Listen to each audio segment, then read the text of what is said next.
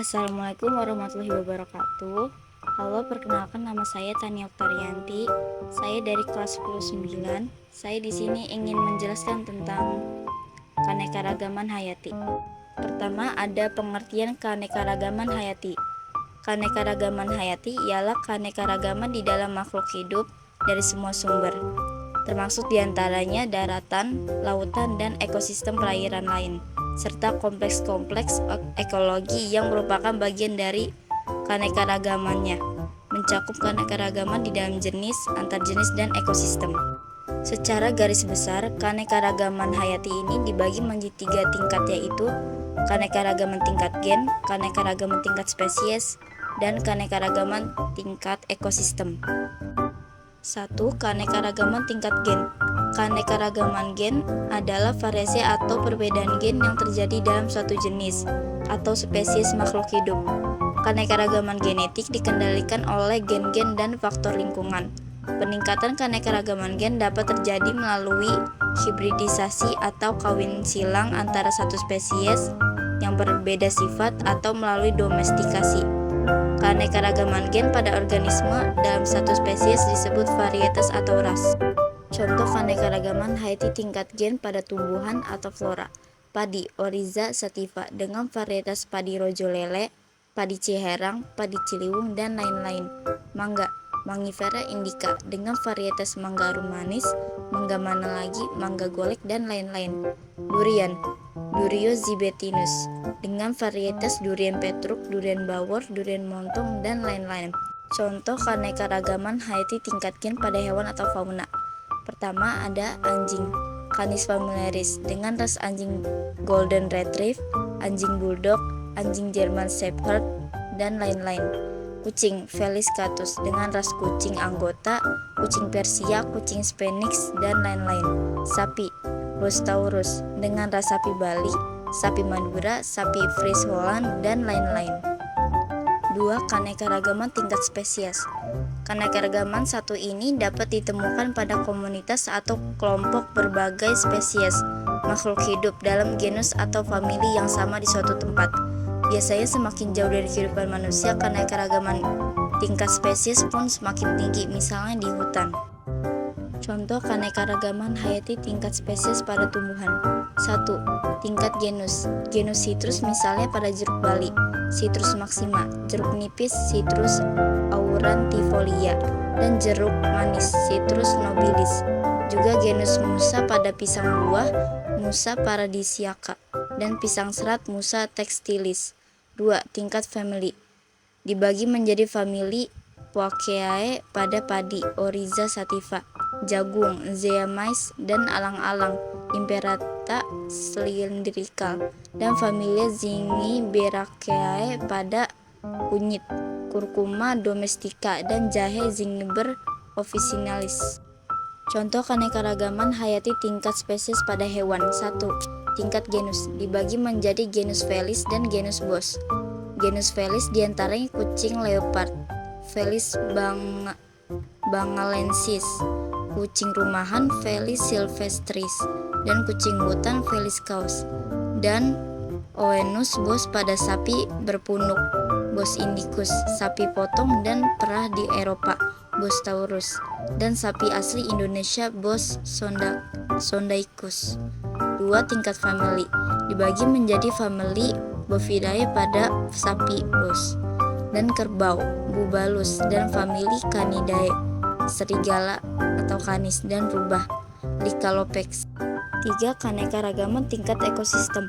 Keanekaragaman ini terjadi akibat perbedaan letak geografis yang menyebabkan perbedaan iklim dan berpengaruh pada perbedaan suhu, curah hujan, intensitas cahaya matahari, dan lamanya penyinaran matahari.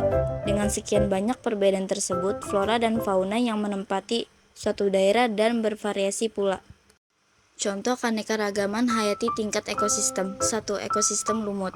Ekosistem lumut yang terletak di wilayah sekitar puncak gunung atau di daerah dingin sekitar kutub dan didominasi oleh tumbuhan lumut. Hewan yang dapat dijumpai di dalamnya ialah hewan-hewan berbulu tebal seperti beruang kutub.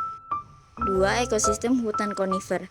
Ekosistem hutan konifer yang didominasi oleh tumbuhan yang berdaun seperti jarum, misalnya pinus atau cemara yang di dalamnya terdapat hewan juga salah satunya beruang. 3. Ekosistem hutan hujan tropis. Ekosistem hutan hujan tropis yang ditumbuhi beragam pohon, liana, dan epifit. Hewan yang hidup di dalamnya misalnya kera. 4. Ekosistem padang rumput. Ekosistem padang rumput yang terdapat di wilayah kering di ketinggian sekitar 4000 mdpl dan didominasi oleh rumput-rumputan. Pada ekosistem ini hidup mamalia besar, karnivora, dan herbivora. 5. Ekosistem gurun.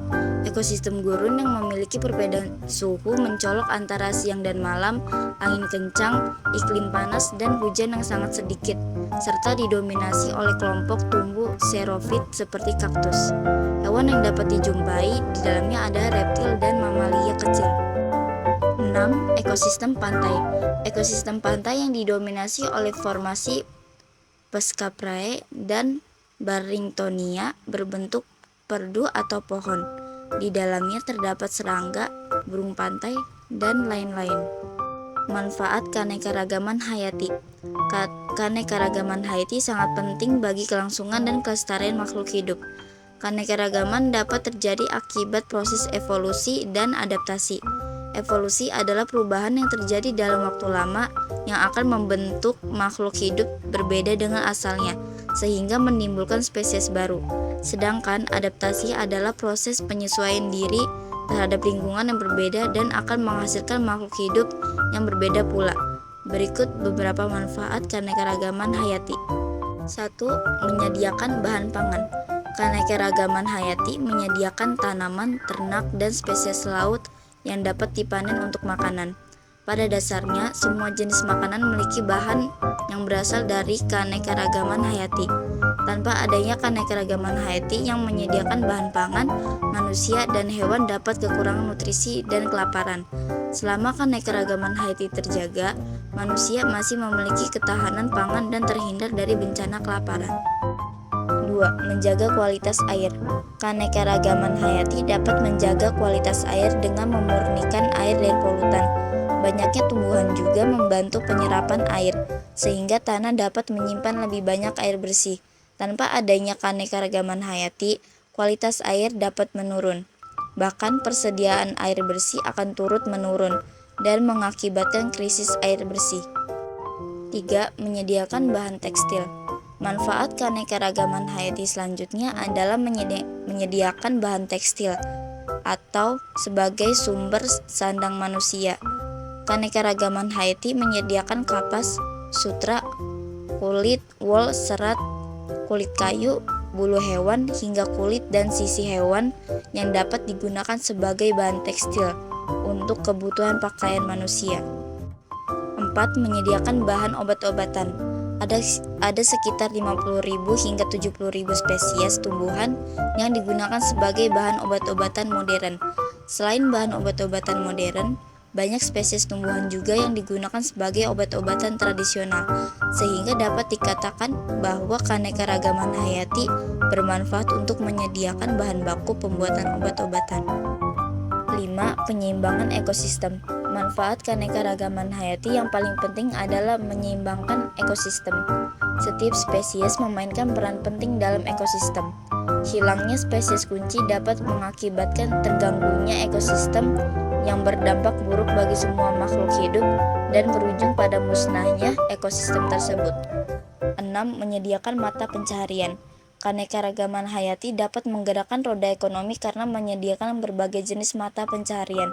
Misalnya, nelayan, petani, peternak, petani tambak, perajin sutra, pencari tanaman obat-obatan, pencari madu, pencari sarang burung walet, pemburu, peneliti hayati, dan berbagai jenis pekerjaan lainnya.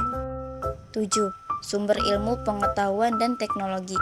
Keanekaragaman hayati adalah sumber ilmu, pengetahuan, dan teknologi, di mana keanekaragaman hayati pada suatu ekosistem dapat diteliti. Hasil penelitian tersebut melahirkan banyak ilmu pengetahuan yang dapat diaplikasikan menjadi berbagai jenis teknologi yang membantu kehidupan manusia.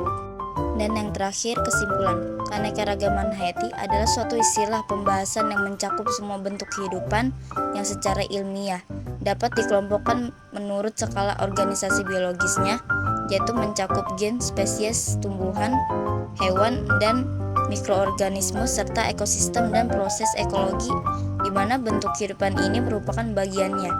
Dapat juga diartikan sebagai kondisi keanekaragaman bentuk kehidupan dalam ekosistem atau bioma tertentu.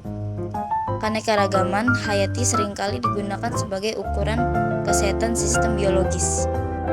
Sekian penjelasan dari saya, kurang lebihnya mohon maaf. Terima kasih. Wassalamualaikum warahmatullahi wabarakatuh.